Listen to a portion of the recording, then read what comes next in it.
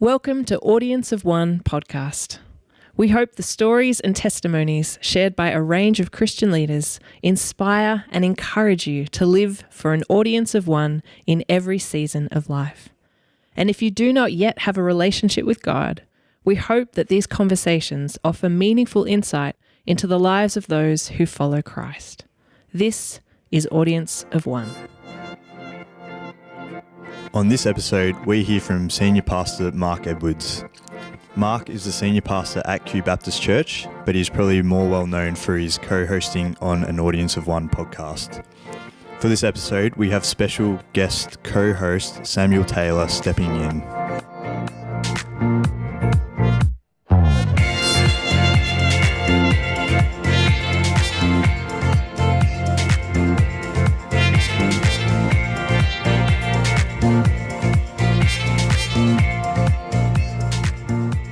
Welcome to another episode of an Audience of One podcast.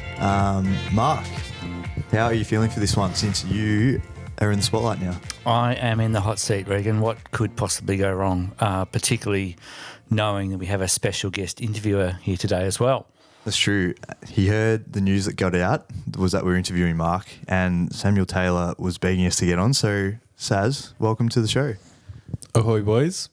Good to be here. How are you going, and how does it feel to be an interviewer on the podcast? I'm doing well. I'm feeling a little bit nervous, but I'm also really excited. Perfect. Well, it's great to have you here, and we might as well just get into it because we have some big questions for Mark, and I'm sure everyone at home's interested in hearing a bit about your story, Mark. So I guess, what was life like growing up, Mark? Life growing up, that's a big question. I grew up near the beach, so beach life, Triggs Beach in Perth, for those who know it. We spent a little bit of time in Papua New Guinea. My dad was an engineer when I was young, 3 or 4 years old, 5 years old, but then we moved back to Triggs in Perth, near the beach. Love the ocean. So that's a lot of my childhood. Was it a big family, a few siblings, or just yourself? Yeah, I mean, not to take it to a deep place straight away, but I've got 2 older sisters and I had an older brother. His name was David. He passed away when he was about 8 or 9 years old and I was 5, and that was in Papua New Guinea. He fell off a bunk bed and we were in Papua New Guinea, and I have very small memories of him. But grew up, 2 older sisters. One's 4 years older, one's 8 years older, and I suppose sort of became friends sort of later in life with my 2 older sisters. Mm. And was your family, was it always going to church and sort of like your parents were Christian as well, or what did that look like? Yeah, I mean, Mum and Dad were both really faithful, passionate Christians. Dad ran the youth group. Mum supported him in that. Dad was an engineer growing up, and they put a big value on holidays and family holidays. So that's what we did as a family. A lot of our stuff, we went to New Zealand and Tasmania and other places growing up. So, it was an interesting childhood. We went to church twice a week. Sunday morning, Sunday night, starting out. I have sort of vague memories of that. And we were required to be in church. I used to have a paper delivery round. I used to deliver papers on my push bike, and I remember. Because remember, I'm 8 years younger than my sister, and I bought a radio for my bike, and my sister was horrified that I'd gotten away with buying a radio. So things had changed in the family so much by that particular stage. We were the sort of family where there was no TV on Sunday. And growing up, no Doctor Who, no Simpsons, no, any of the shows that are fun, we were not allowed to watch. So that was the type of upbringing that we had. Yeah. And your sisters being a bit older, were they definitely the bosses of the family at that point? Truthfully, they were. I didn't really I only really got to know my older sister Cherie sort of later on in life, when I was about 17 or 18. They were off doing their own thing. We weren't particularly close growing up. Yeah. And I guess touched on it, you grew up it was like a Christian family. How did your relationship with God seem at that point? Was it something that was just there and you took it for granted, or was it like a very intentional thing at that point? Well, when I was about 14 or 15, my parents left the church we were at, and not for a bad reason. They were going off to help plant another church. And so I had my push bike and I would leave, and you can't see this, but in inverted commas, I'd leave for church. Same sort of time they left for church, but I wouldn't go to church. I'd be down the beach with my mates surfing or skateboarding. Used to go to church every now and then just to make sure that someone knew that I was there. But yeah, I pretty much stopped going to church around the age of 15, and Mum and Dad thought that I was still sort of going. Then when I left high school, I finished high school, I got a job managing. I was very young. I was 18. I was managing a Pizza Hut store, it was Domino's pizza stuff, sort of like that. I was a store manager, so I was making a lot of money and having a good time, Regan, having a great time. But God didn't have much to do. It's a pretty sedentary night sort of job. So you'd start at 2 p.m. in the afternoon and you'd finish at 2 a.m. And so a bunch of us that were store managers, we'd head off down the casino, and then during the day we'd go water skiing or surfing or whatever. Then we'd hook back up to work. So that was my life for about 2 years, I suppose. Sounds like the dream. Living the dream, Sam, living the dream. How'd you get from that point to going to Bible college? Yeah, great question. Probably the bigger question, I suppose, is how did I become a Christian? Because I don't really consider that I was. At that point. I believed in God, but I wasn't living the life I should. I actually did some stupid stuff, which probably is not for the podcast, but stupid enough that once we turn off the record, I'll tell you. But stupid enough that I lost my job, and that really shook me about. And I went off for a holiday. How old were you at this point? I was 18 and a half. Went off for a holiday to Adelaide and staying with a Christian guy. I actually had a dream. It was quite vivid. I still remember it, but I was just sleeping, having a bit of a holiday in Adelaide with my cousins. He was a Christian, and I just had this dream, and God just really made it obvious to me that I had been given so much, and I'd been given like an incredibly good childhood and an incredibly good education. My dad was my dad, but nonetheless, Jesus talked to me in that moment, and I woke up and I just knew that.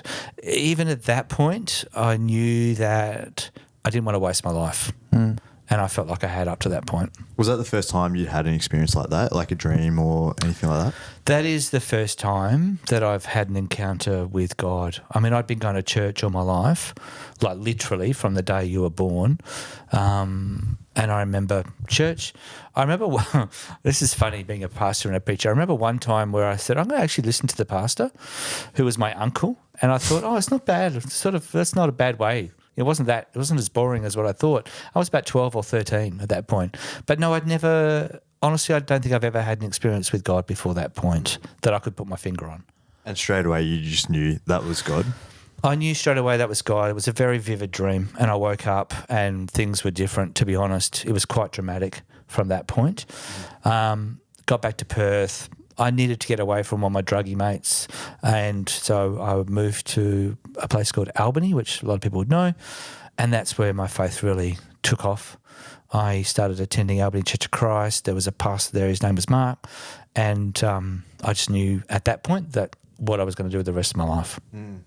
So straight away you knew that I want to give my life to God, and being a pastor's the way to do that? Is that the thinking behind that?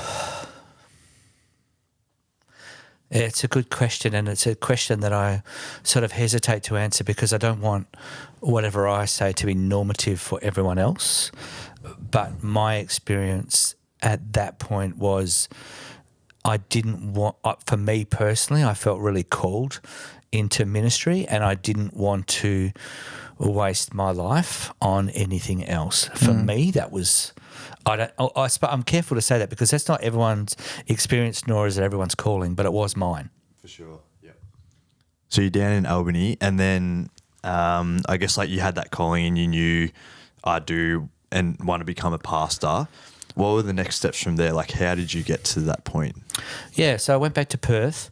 I went back to Perth because I knew I was going to be heading off to Bible college in about 12 months. I was working at a fish factory at that point in Albany, and it was I'd lost my license because I'd been doing some stupid stuff, even though I was a Christian. I was doing some stupid stuff down there. Lost my license, came back to Perth, started working at an engineering firm, like a trade assistant, to save up some money. So I saved up money for about 6 to 8 weeks. I met Melinda at that point. Oh, boy. For those of you who are not aware, Melinda's my wife, 32 years. Shout out to her. So I met Melinda at that point, but really felt called to go to Bible college. I went to Bible college in Adelaide. And how did you find that? Was it cruisy since then? No. How long have you got? Adelaide Bible College was really a fantastic place, and also a place that I have moved on from a lot. So I was literally talking to someone about this morning. So I'd go there, and we had some amazing Bible teachers there, and you'd go there and they'd unpack the scriptures. And there was one guy, his name was John Napier, and he would come into class and his face would be glowing, and you'd just sit there like a fountain and just soak up all the knowledge that he had. And I look back at that time over 3 years, and I can do pretty well at Bible quizzes and stuff because of that time. We were taught the scriptures. But there's also a sense in that college, if I'm honest, and we'd have to push forward, where they were certainly a very conservative Bible college, conservative in what they made us do, and we had to wear long socks, and they didn't have, my views have changed a lot. I've noticed you've been wearing short socks lately. Yeah, I've been wearing short socks. That's right. Yeah, happy to wear short socks. Their views around the Spirit and the Holy Spirit and even the role of women and a bunch of other stuff has certainly changed. But I really loved that time. Made some lifelong friends in Adelaide. I look back on that time with fondness. At the same time, understanding that I've moved on from a lot of what we were taught. And then when you finished the study, I guess, did you step straight into a pastoral role somewhere, or where did you go next? Well, next I came back to Perth and married Melinda because it was time. And she was 20 and I was almost 23, so we were young. And then I worked for 2 years as a sales. I managed the sales at a automotive business, earned some money. And then I said to Melinda, and Melinda's like, what? I said to Melinda, I think it's time I have to go to theological college. And so I went there for 4.5 years, did my BTH. She worked full-time. I went to university and studied theology for 4.5 years. At the same time, I had been called as a young adults pastor to what would become the church that I would be at for the next 28 years. For sure, yeah. Was there something that motivated you to want to go into ministry in that specific way? Like, as in being a pastor, is there something that you felt a burden about to help people in their faith, or was it just an extension of not wanting to waste your life? There's a great question. There's probably two answers to that.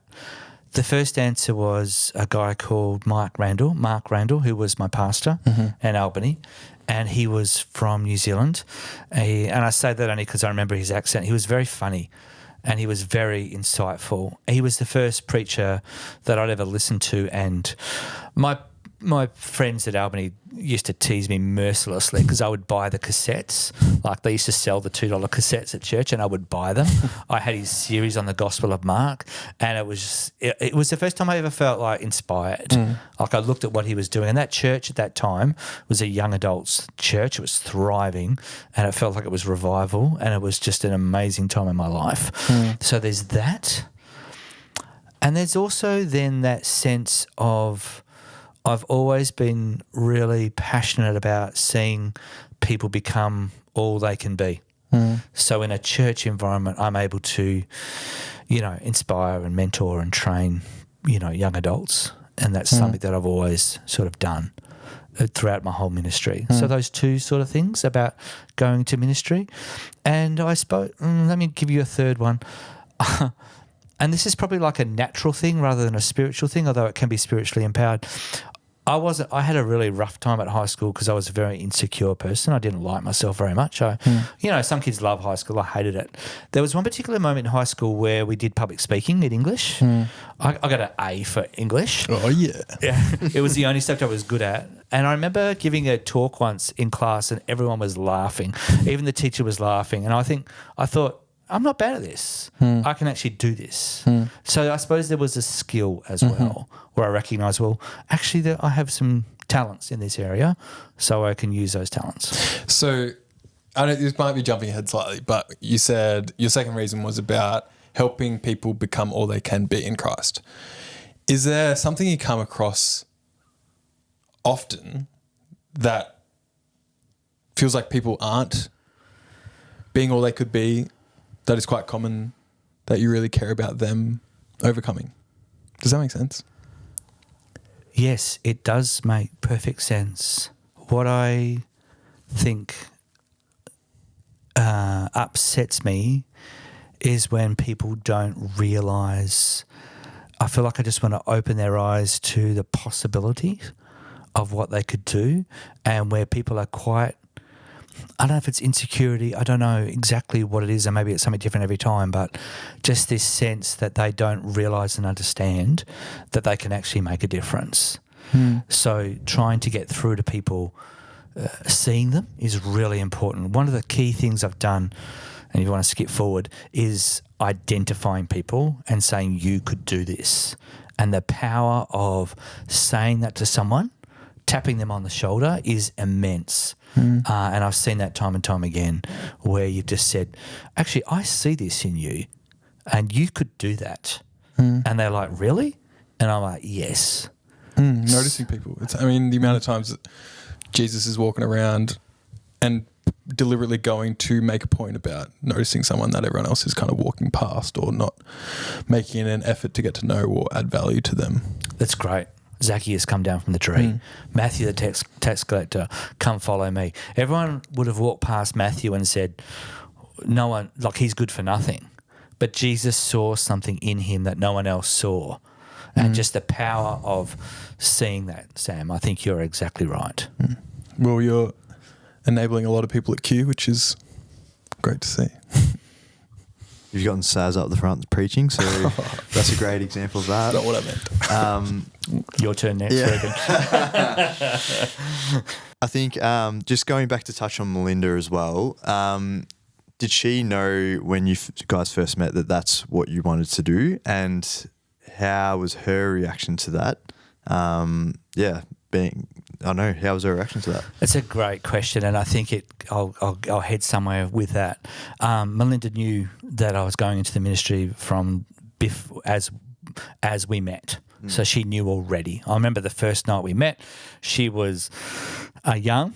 And I was not a lot older, but she knew that I was going into the ministry, and we started going out. Then I headed off to Adelaide while she was still in Perth for 3 years, and I was training, and she knew then. Now, no one that age knows the full extent of what that means. How could you possibly? But Melinda has been the most incredibly supportive partner in ministry that you could ever wish for.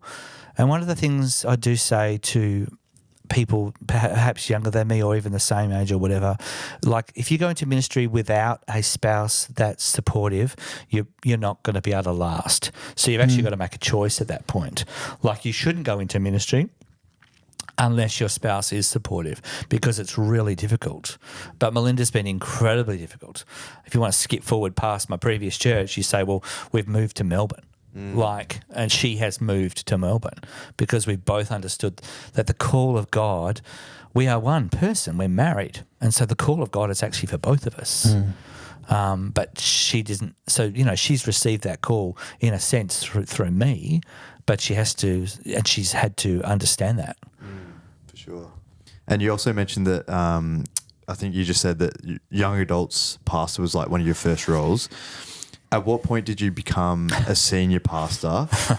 And what was the emotions and feelings around that? Was there, I guess, like a lot of pressure when you stepped into that role, or how did that feel? There was no great strategy or plan. I was young adults pastor for about 2 years. The senior pastor left. His time was up for whatever reason. We pushed. There was, well, it was me, right? We had 2 services, 2 different messages on the Sunday, and I was on the church at 2 days, paid 2 days a week. I was working at the exhaust shop 2 days a week, and I was studying as well. How old were you at this point? I was about 26, 27. And then they said, why don't you become the senior pastor, which I did at about 28. And I think this is okay. I mean, I've said this, it's public. The church was, there was a lot of conflict in the church. And I discovered that when I became the senior pastor. So that was just awesome. We do something in churches which I don't know why we do it, but we put young pastors into difficult small churches. That's what we do as denominations, and it's like giving a P plater a really bomb of a car. It's like, why do we do that? But that was my experience. So coming in, was there a lot of pressure?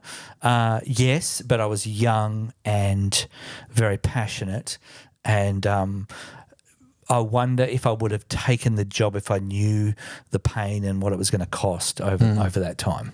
For sure, yeah.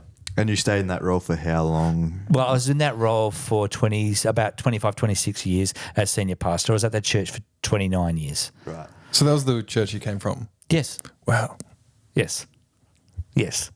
Transition church. So that makes you how old? No. Old.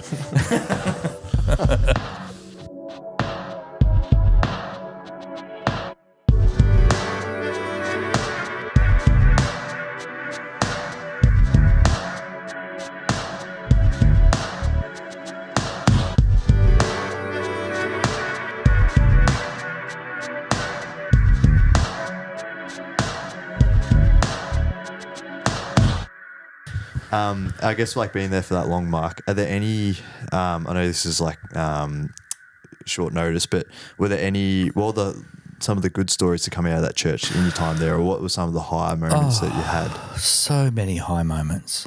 I mean, the biggest thing is that we sold all our property. We developed it ourselves. We changed our constitution. We bought a factory and we fixed it up and made it into a really functional church. We grew the church, obviously, in size. And if you looked at the history of Bedford Baptist, up until the guy before me, who was there for 6 years, the church had been around for over about 55 years, and the average stay of a pastor was 18 months. So they had a reputation, as I was told, for chewing up and spitting out pastors. And so I broke that mould, like well and truly. So I'm really proud of that. But we had a lot of pastors go out of that church to become senior pastors around Perth. I am so proud of that, because we had young guys come in and young girls come in who are now serving in ministry all over Western Australia. That's my proudest thing about that church. We had a year, and it seems a bit funny talking about this now with what's going on at Kew, but we had a year where we had 14 baptisms in the 1 year, and that was extraordinary for us. You know, we had a bunch of people becoming Christians. The church to be honest, the church is unrecognisable from when I came here. It took a long time though. Like, that's just, you asked for the highlights. Yeah. You asked for the good things.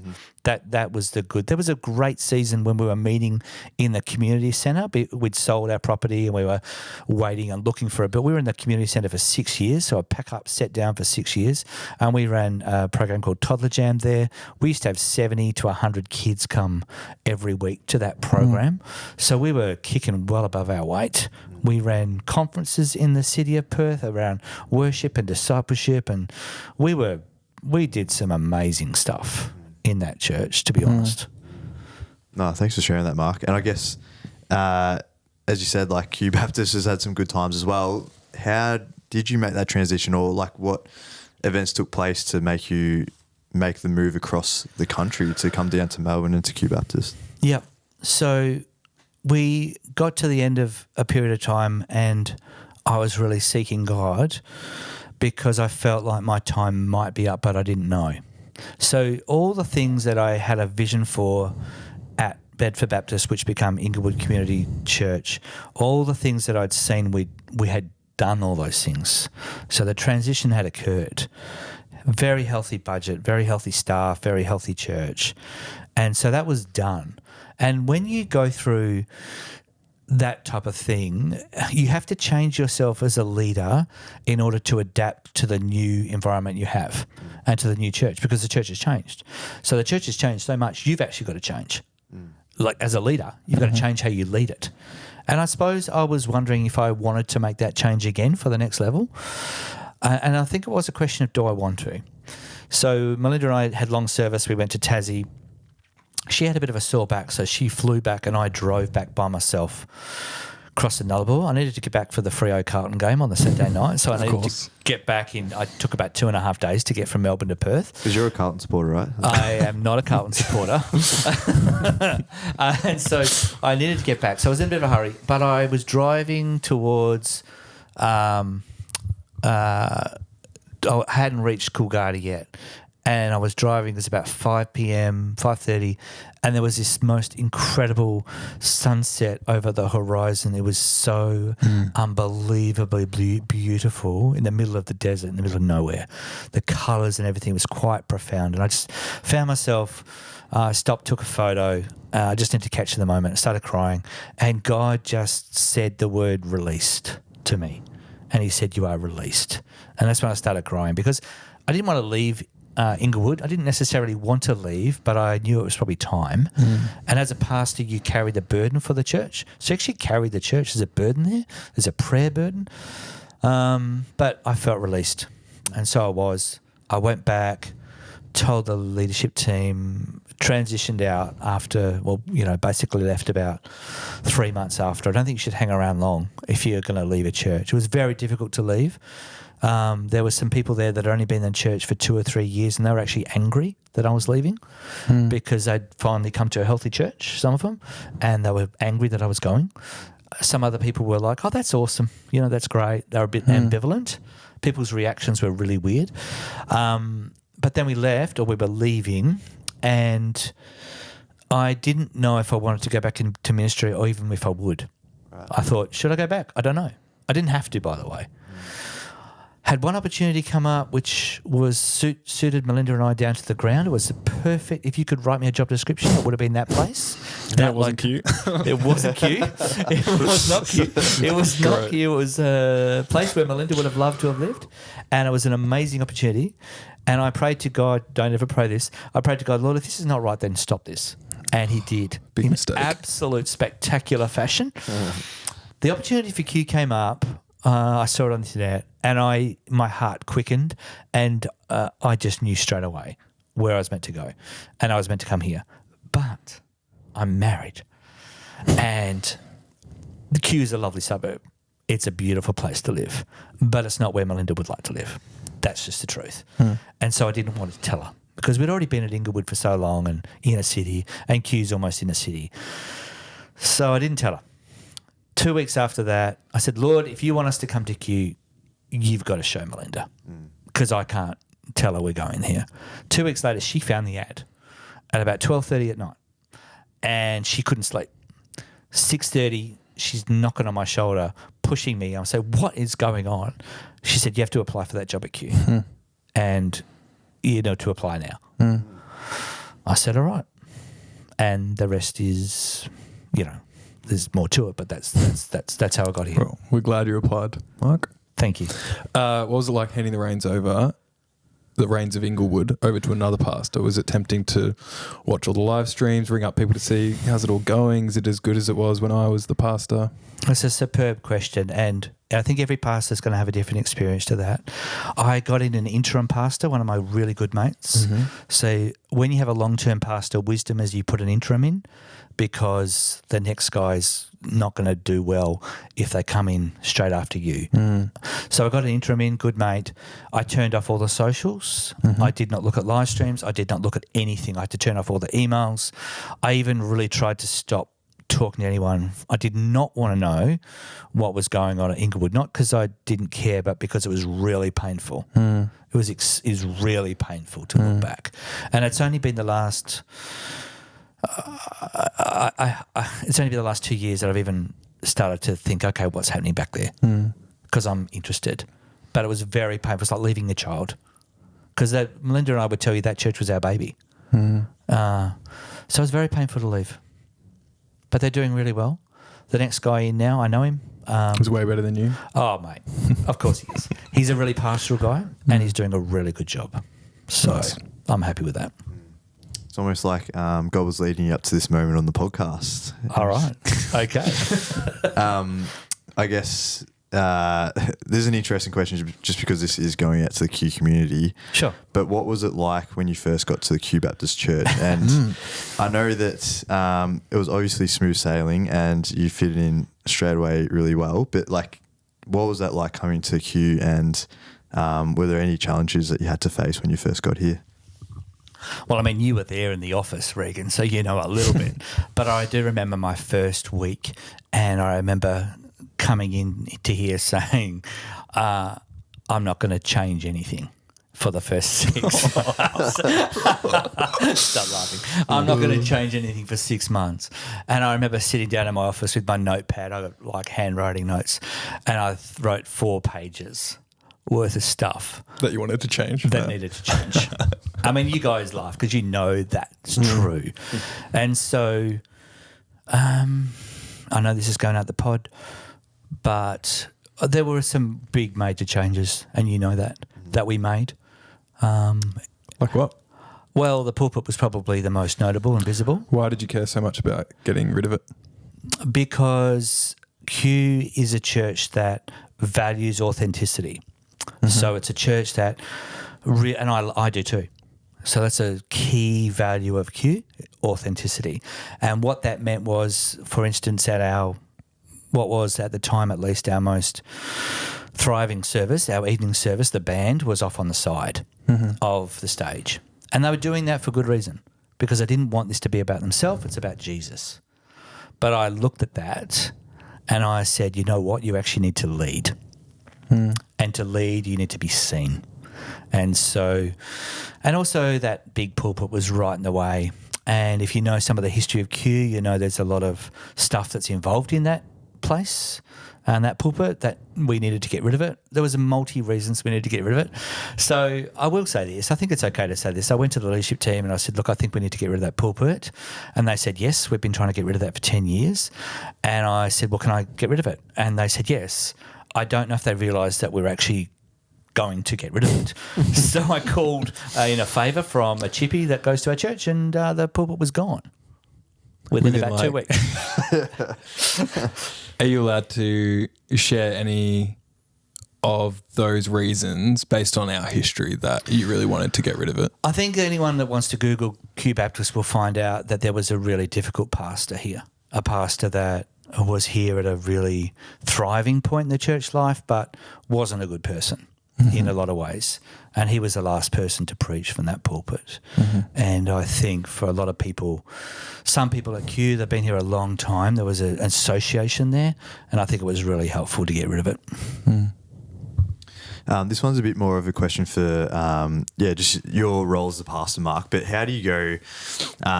There's actually 2 questions, but the first one is, how do you go in terms of, do you feel any pressure day to day in how you act and how you need to be in front of everyone?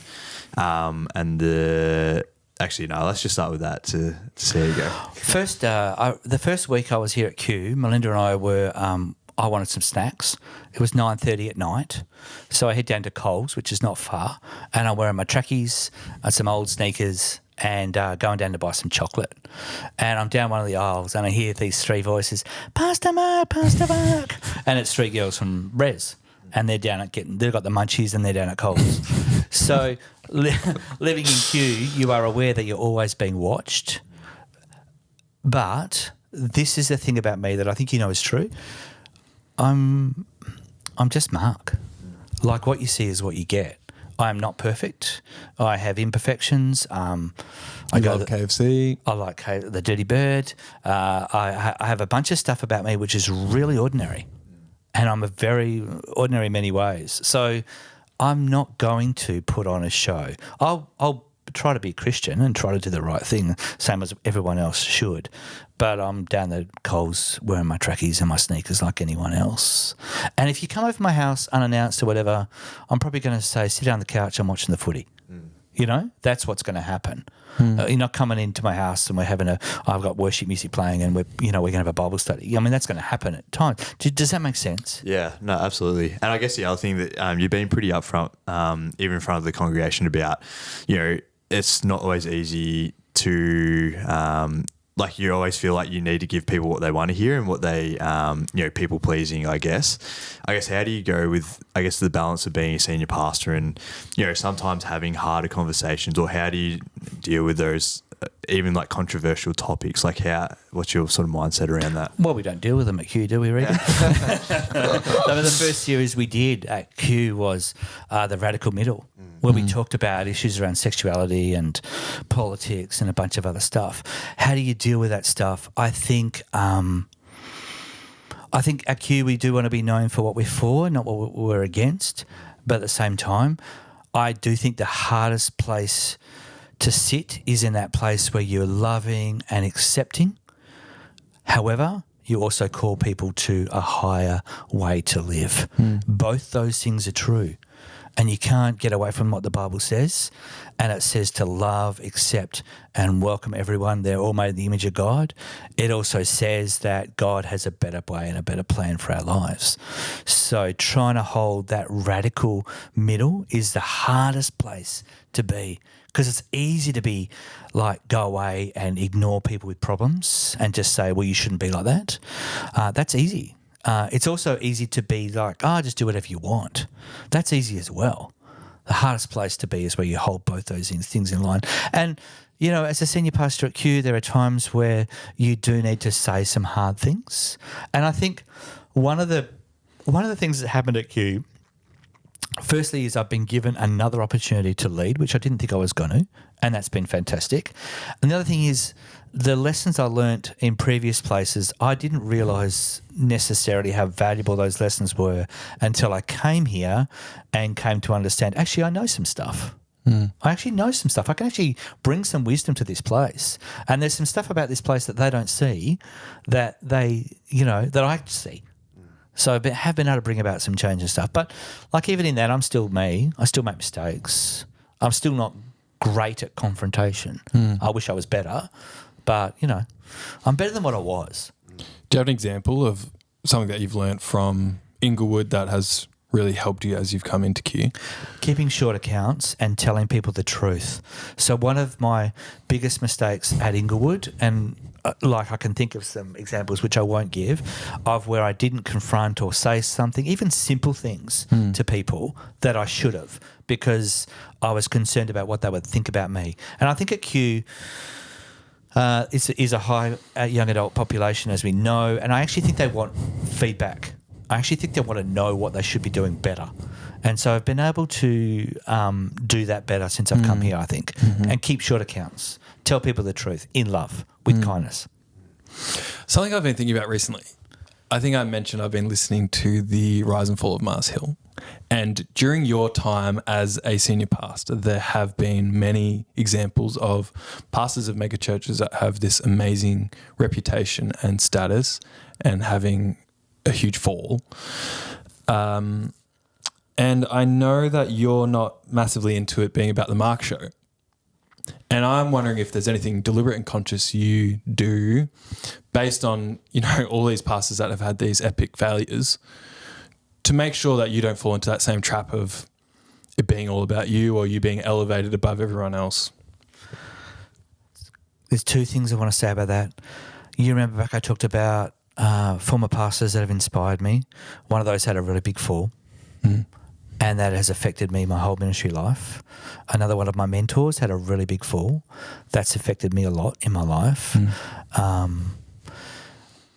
You, as a pastor, this is really simple and it's true. You have to keep up with your quiet times. You have to keep praying.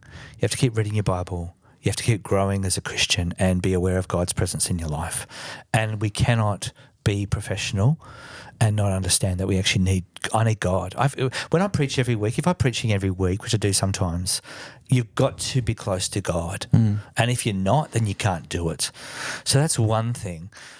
The other thing, what you said about not making it about me, and this is true of me at Kew. I give so many people opportunities. I don't hog the pulpit.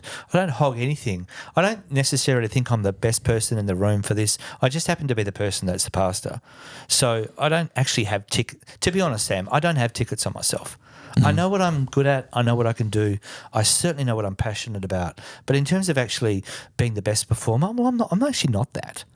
I'm actually pretty ordinary, and so that's just the truth. Trying to have I don't know, is it a holy confidence and awareness of your skills and awareness of what God's done and awareness of your calling, but at the same time, it's not about me. It's never been about me. I won't be at Kew forever, like I won't. Like I thought I'd be at Inglewood forever, but I wasn't. And I'm not going to be at Kew forever. At one point, I'm going to be gone. And I know what I want to do in the next 10 years.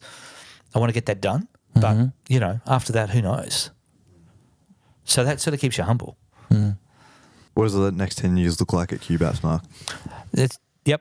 Next 10 years, we need to get this chapel renovated that we've been trying to renovate for the last 50 years, literally. We need to train up. I want to see 6 to 8, maybe 10 pastors and missionaries go out of this church, because you throw a rock at Kew Baptist and you hit someone that's passionate about ministry. So I want to see some young adults trained up for mission, for pastoral work out of this church. This church has got a spiritual DNA of sending people out, and I want to continue that. I'm very passionate about that. I want it to continue to grow. I want it to be healthy financially. I want it to be healthy culturally. There's a bunch of stuff next year in terms of our structure and our organisation that needs to change. We need to, you asked the question, we need to become a church that is focused on equipping and ministry and high on vision. That's where we're at the moment, but that needs to continue, and even more so. We touched on it a bit earlier, Mark, about I guess the dynamic and Melinda knowing that you were going into ministry and what it meant for her. But I guess, like, keeping on the topic of your kids, what's it like? I guess, like, you as a pastor raising children, and I guess, like, how do you go about not putting pressure on your kids to even have to follow in your footsteps, or even being the kid of the senior pastor in the church? And just your thoughts around that. That's a great question, and I think that's really relatable. I'd share 3 stories about that. Firstly, I don't know if I shared this last time or when we were talking before, but Indonesian, I was teaching in Indonesia, and they asked us how we get our kids to go into ministry. And my answer to them, I was doing some training, Bible college teaching over there, was you don't. Like, why would you want your children to go into ministry? As in, like, of course, going into ministry is fantastic and wonderful, but it's also really difficult. It's a really difficult role. So unless you're called, you won't last. So never has been pressure from me on my children to go into ministry. Second thing about that was, one time someone said to my son, "Oh, you're going to be a pastor," and he came up to me afterwards. He said, "Dad, I don't want to be a pastor." I said, "Clem, you don't have to be a pastor. That's a ridiculous thing that someone has said to you, and that's not your, Clem, my son, incredibly proud of both of my children. He's an engineer. He's worked extremely hard and has a really great career ahead of him, and that's what his life is. So there's never been pressure from us on our children to go into ministry." And the third thing about that is, like, we are very hospitable, and hospitality is part of our ministry. When we had kids at home, we would always say to the kids, you need to come and be polite and welcome people, say hello, but you're not there to entertain them. So you then have your own space. So they're not on entertainment duty, nor are they on show when people were coming around our house, which, whatever. That was our absolute decision, that they would not be. They're not, in ministry. They're our children. For sure. Yeah, absolutely. No, that's great insight, Mark. And I guess, like, just going back to your role as a pastor as well, this is a bit of a loaded question, this one, but I know that you've done a lot of weddings as a senior pastor. Do you have like sort of any memorable moments or any moments that you'd want to take back from your time doing weddings? Anything I want to take back? Okay, I don't know do you know this story? There was one wedding I did where it was the second wedding for the bride and the first wedding for the groom, and Oh no. Yeah. So the wedding has gone like stupendously well. The music was amazing. It was full house, and it was a relaxed, happy wedding, and it was just great. And then you get up to that point where you present the couple to the church. No. And yeah, so I get up there, Mr. and Mrs., and I used her divorced name to present them to the church. You're allowed to laugh; it's okay. So, there's no recovery from that. I just apologised, and I think I was uninvited to the reception. Did you just really quickly correct it and say the right name or something? Yeah, well, first, no, it was worse than that because everyone in the congregation has let out a deep gasp of shock, and I didn't even realise what I'd done, and then I'd done that. So that was awesome. Were that's they on part of me. your church? Huh? Oh, yeah. They're a fantastic couple, part of the church. Did they forgive you? Oh, yeah, of course. They forgave me, but, That is a disaster. Yeah, that was a disaster. And just real quick, I've done some extraordinary weddings. If you know what Comic-Con is, so the whole congregation was dressed up in comic book characters, so Star Trek and, Japanese anime, and I was dressed up as Luke Skywalker. I had a lightsaber, and so that was a great wedding. Another wedding was on the beach. She was dressed up as Marie Antoinette. He was dressed up as a pirate. Both our feet were in the Indian Ocean lapping, and that's where the wedding was. So there's some memories for you. I guess it's been a great discussion, and we are bound by time, unfortunately. But I guess what we ask everyone, Mark, that comes onto the podcast is, how is God currently working in your life? So I guess, do you have anything for us?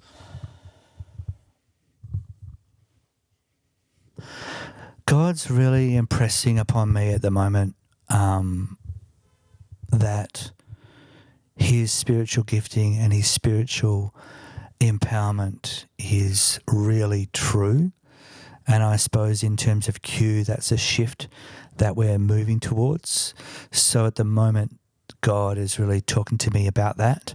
I'm also really I'm reading the Gospel of Luke at the moment, and I'm really enjoying seeing the stories of Jesus unfold in the Gospel of Luke.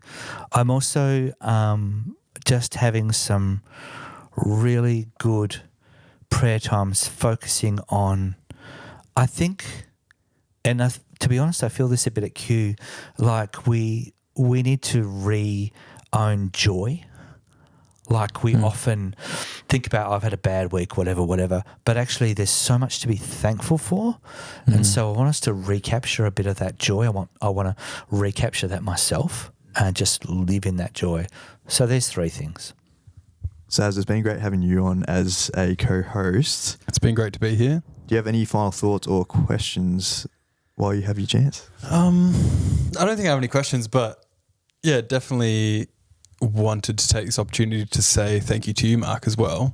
We really are glad that you and Melinda made the trip over, and it's been awesome to see all the great things that you've done. And I guess also on a personal note of having been on the ministry team in the past and seeing the way that you've led that team, you're an excellent leader. You're a great team leader and a great leader of change. And I think I know that a lot of people also appreciate that a lot. And the things that you've also got in store and got planned, we're really excited for the future and glad that you're in it for the long run. So, yeah, we are. Really appreciate that, mate. Thanks very much. I really do. Thanks for the opportunity, Reg. It's been good. Has been good, right, Mark? Yeah. Thank you as well for being the co-host for most of the episodes as well. We've gotten through it. It's been a long time recording, so hopefully we can get these ones out soon. But yeah, thanks for being the co-host. We'd also like to thank Rob Hanlon. Yeah, good on you, Rob. On your Rob. Rob's been great with editing all this, so if it sounds any good, it's completely on him. And I guess all the guests that we've had on, because we have had people sacrifice their time, people drive down to Kew and give up their time after hours. So everyone that we've had on, we do want to thank you guys as well. But yeah, do you have any closing thoughts either, Mark? Or I want to thank you, Reg. You've done a good job, mate, and I'm sure people are going to get a lot of interest and be good for some long drives to tune into the pod and enjoy it. So, yeah, it's been good, mate. No worries, thanks, Mark. And yeah, hopefully everyone enjoys this content. The Audience of One podcast is hosted by Pastor Mark Edwards and Regan Smith and is produced by the Kew Baptist Church. This episode is recorded and edited by the great Rob Hamlin.